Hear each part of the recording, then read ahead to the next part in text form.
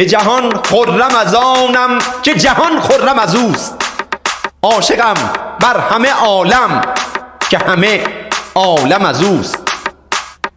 بزرگترین قانون کائناتی اینه که حال خوب مساویس با اتفاقهای خوب.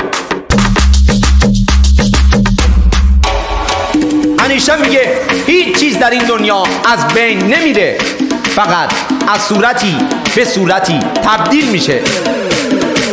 حال خوب یعنی ارسال ارتعاش‌های مثبت به سمت ملکوت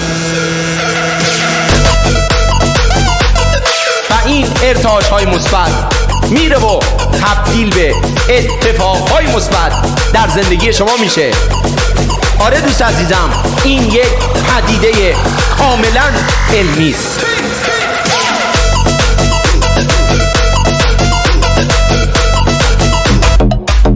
شادی و شکرگزاری و محبت و بخشش بالاترین و قشنگترین ارتعاش هایی که شما به سمت ملکوت میفرستید.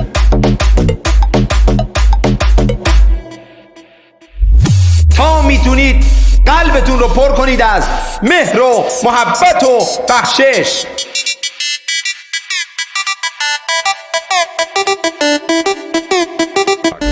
کلید رسیدن به خواسته های شما اینه که حالت رو خوب نگه داری و اجازه ندی کسی یا شرایطی حالت رو بد کنه.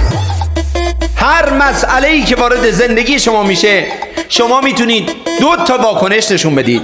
اول این که بگی خدایا شکرت چه اتفاق خوبی. دوم این که بگی ای داد بیداد این دیگه کی بود.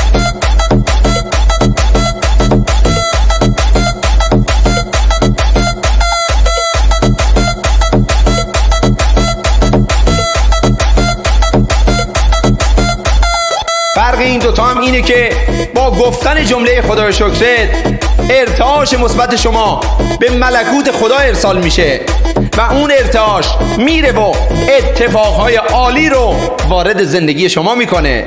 ولی اون گله و انتقاد به صورت ارتعاش منفی به ملکوت میره و تبدیل میشه به اتفاقهای منفی.